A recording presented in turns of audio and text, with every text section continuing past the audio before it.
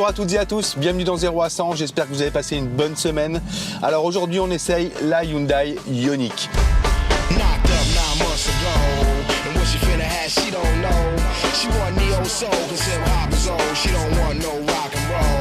Ioniq, c'est la voiture hybride du constructeur. Alors pour la petite info, Hyundai a stipulé qu'il sortirait au moins une vingtaine de modèles de ce genre verts, ils appellent ça les modèles verts, d'ici 2020. Ils ont fait en sorte que leur batterie et tout le système soient suffisamment à la bonne taille pour que ça puisse rentrer dans un plus petit véhicule que la Ioniq ou dans un plus gros.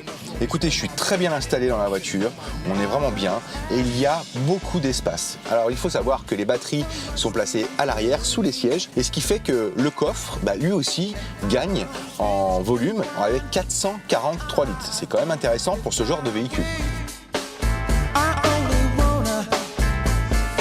Alors le système hybride, comment ça fonctionne? C'est simple, ça se recharge quand on freine.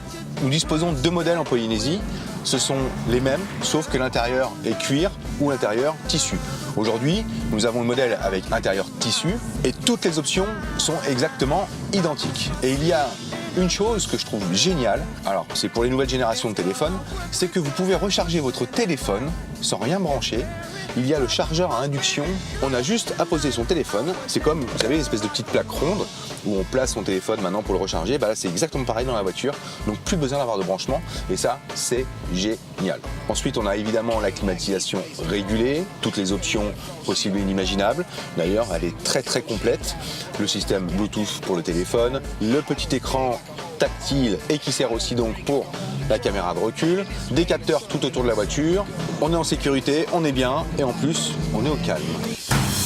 Once upon a younger year, when all our shadows disappeared, the animals inside came out to play. Alors côté motorisation, c'est un petit peu compliqué à calculer au niveau des kilowatts et tout ça de la batterie. Il faut savoir que le moteur fait 105 chevaux, plus le système hybride, ça vous fait un cumulé de 141 chevaux. Alors on va continuer de parler de ce modèle hybride avec Olivier Huck. Vous le connaissez, c'est le monsieur foot de TNTV. On va aller le chercher, mais en attendant, on va regarder l'essai de la nouvelle Ferrari 488 GTB, comme je vous le disais, la remplaçante de la 458 Italia, à Vegas. Et on se retrouve juste après avec Olivier.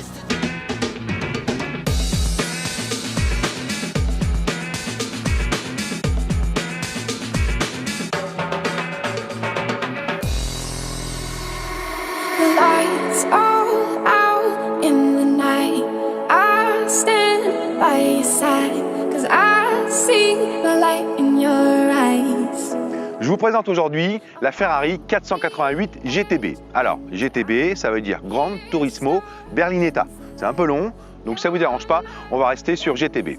Ça faisait très longtemps que Ferrari n'avait pas sorti ce genre de motorisation sur ses modèles, depuis la F40 même. C'est un V8 biturbo de 3,9 litres en position centrale arrière, développant 670 chevaux. Vous avez bien entendu, c'est une folie.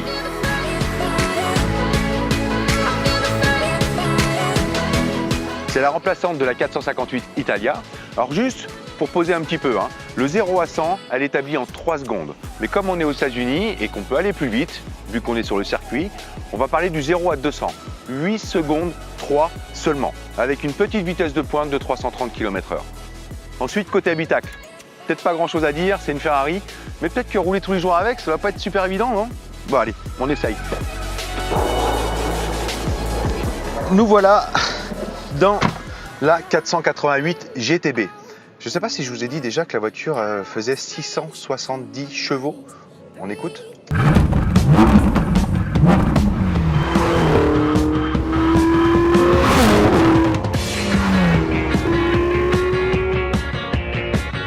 Ce modèle est censé être la remplaçante de la 458 que vous avez vue la semaine dernière. Même si au premier abord, elle lui ressemble, elle n'utilise que 15% des éléments de cette dernière. Et je pensais pas, mais la GTB est plus longue de 4 cm et plus large de 1 cm. Bon, c'est pas grand chose, mais ça a permis aux ingénieurs d'augmenter les entrées d'air pour les besoins du V8 biturbo. Bah oui, il faut qu'il respire le pépère. Je ne sais pas si vous le savez, mais il y a même une équipe de journalistes professionnels qui l'a élu moteur de l'année. On va se faire une petite ligne droite quand même, une accélération.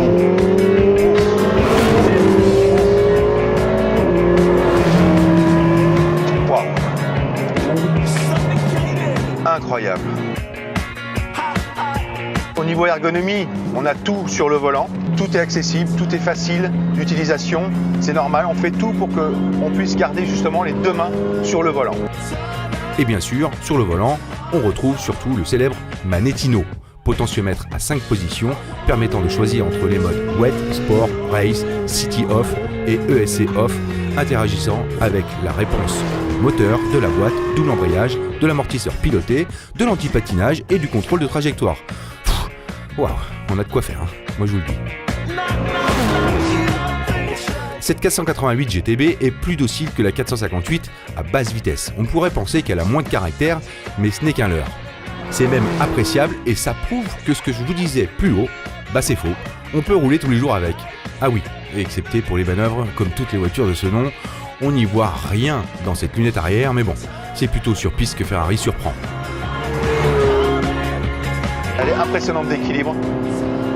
Le châssis est fantastique. Quel bonheur. Juste pour situer, la 458 affichait 540 Nm à partir de 6000 tours minute et cette bestiole-là culmine à 760 Nm dès les 3000 tours minute. Ça pousse, c'est un truc de fou. C'est un réel plaisir de conduire cette 488. Bon allez, je la ramène. Je vais continuer encore un petit peu.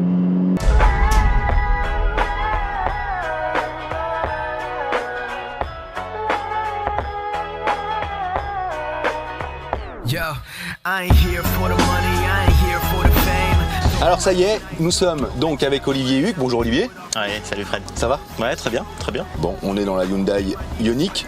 Tu la connais évidemment puisque tu es propriétaire de toi-même d'une Hyundai. C'est vrai que je fais partie des premiers, en tout cas, à avoir eu cette voiture hybride. C'est vrai qu'on parle de mode, mais au-delà du mode, c'est vraiment quelque chose de pratique, d'économique aujourd'hui. Et on a vraiment des très très belles voitures. Mais surtout, le point fort de cette voiture, c'est vraiment l'économie d'essence. Bah oui, on peut faire plus de 1000 km avec un plein. Alors moi sur Tahiti, concrètement, là je fais entre 850 et 900 km avec un plein de 4800 francs. Donc c'est quand même énorme. À titre personnel, je fais entre 15 et 20 000 francs d'économie d'essence par mois. C'est énorme. Ça fait quelques places au Parc des Princes pour aller voir jouer le PSG, ça, d'économie. Hein. Sur cette voiture, ce qui est vraiment appréciable, pas plus tard que ce matin, voilà, je conduisais un collègue, il me dit mais t'as démarré là, le moteur là? Je dis oui, on a démarré là déjà. Et quand on est sur le moteur électrique, là actuellement, on peut parler tranquillement, on entend quasiment rien. Ouais. L'avantage de cette voiture, et c'est vrai que le moteur thermique, c'est une bonne transition pour moi. Peut-être que dans 3 ans ou 4 ans, je passerai sur une 100% électrique. Mais pour moi, c'est une bonne transition dans le sens où il n'y a pas besoin de la brancher. Je rends de temps en temps visite à des amis qui habitent tout en haut de Pamatay Hills. Quand je redescends, 10 minutes de descente, rien qu'en freinant, ma batterie monte complètement à fond et après derrière, je peux faire 10 km que sur la batterie. Sur le marqueur à droite où on voit la batterie, il y a 3 crans. Donc quand ça reste au premier tiers de chargement, le moteur thermique reprend le relais régulièrement. Dès que la batterie a atteint les 3 tiers ou les 2 tiers, elle ne peut rouler que sur la batterie. Bien sûr, je voulais voir ce qu'elle avait dans le ventre, donc sur la RDO, en montée un petit peu sur certaines voitures, j'ai poussé un peu, je suis passé dans la partie power qui est tout en dessous, et puis elle en a sous le capot aussi, ça avance bien. Oui, ce que je disais, 141 chevaux cumulés. Donc elle pousse bien, on double sans problème dès qu'il y a besoin. Donc pas de frustration à ce niveau-là. Olivier, je voulais te demander, tu as vu les Tiki-Toa dernièrement, comment ils sont pour le championnat du monde là? Alors ils sont pas comme cette voiture en mode économique, hein. Ça je te le dis, je les ai vus, ils ont repris la muscu pour la première fois vraiment, pour faire une condition physique complète. J'ai pu faire un reportage sur TEN TV à cette occasion. Mais bon, en tout cas ils se préparent. Ils vont partir normalement 1 mois avant la Coupe du Monde, sur place, Bahamas, Miami, parce que c'est juste à côté, pour pouvoir faire des matchs de préparation, reprendre cette fois-ci aussi également le jeu. Ils ont à la fois leur statut à défendre, leur titre de vice-champion du monde, donc tout le monde les attend. On a vu au tournoi de Dubaï, c'était pendant la Veille Inouï, ceux qui ont pu le suivre, en tout cas, qu'ils commençaient à revenir, on avait retrouvé cet esprit Tiki-Toa et ce jeu des Tiki-Toa. Donc voilà. Donc en tout cas, on espère qu'ils vont nous faire une belle compétition. On sera là avec TEN TV pour les suivre également. évidemment en coulisses et puis faire vivre au mieux cette belle aventure et puis cette équipe qui porte notre drapeau aussi bien au plus haut niveau mondial. Écoute Olivier, je ne sais pas si tu connais un petit peu le concept de l'émission, on a une rubrique BuzzNet, donc c'est tout ce qui se passe sur la toile du net, un petit peu fou, je dois te l'avouer aussi. Donc si ça te dérange pas, on va prendre quelques petites minutes et puis regarder ça. Allez, c'est parti Okay. pour le BuzzNet. Allez, on regarde ça.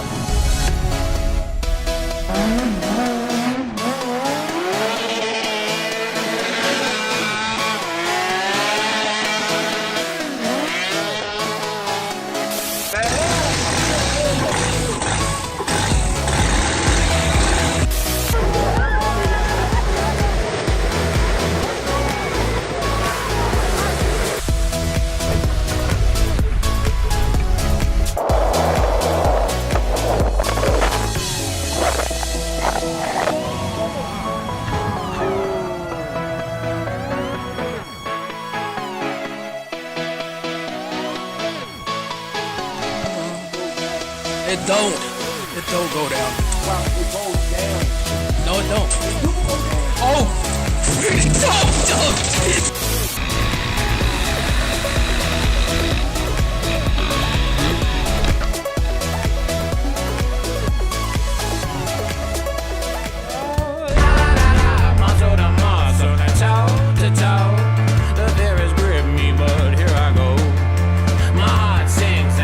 Pour le 0 à 100 de la semaine, on va d'abord parler évidemment de cette Hyundai Ioniq qui fait elle le 0 à 100 en 10 secondes 8. Alors je sais que c'est pas fantastique. Je l'ai pas essayé encore. Sur la mienne, j'ai pas tenté l'expérience. Tu peux, voilà, elle est donnée à 10 secondes 8. Et le 0 à 100 qu'on va regarder là, c'est plus dans les 2 secondes 5, 3 secondes. Donc t'imagines bien que on est vraiment sur une autre planète. Allez, on regarde le 0 à 100 de la semaine. Produite en 2005, la Bugatti Veyron était l'unique modèle du constructeur jusqu'en 2015.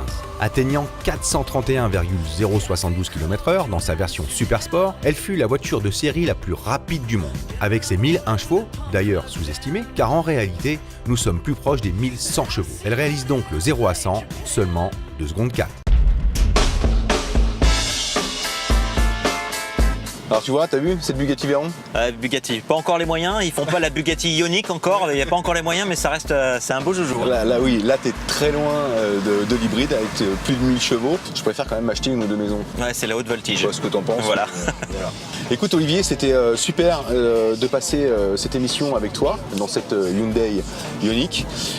Merci de m'avoir invité en tout cas, merci, c'était très sympa. Puis bon courage pour cette reprise. Oui, et puis, écoute, on est super content. Je crois savoir que la semaine prochaine, il me semble, avec TNTV, on va faire gagner un jeu VIP, un jeu exceptionnel me semble-t-il. Oui, tiens, allez, c'est quoi ? Je te laisse en parler. Ah ouais, avec grand plaisir. Et grâce à 0 à 100, TNTV et Airtight Inouï, on va avoir l'occasion de vous offrir un pack VIP pour aller avec Fred du côté de Los Angeles sur un circuit, essayer de la Ferrari, de la Lamborghini, et ça c'est un voyage en business class pour y aller. Donc il y a un pack qui va jouer fin février et tout le mois de mars avec Fred pour 0 à 100. Ça c'est un beau cadeau pour vous.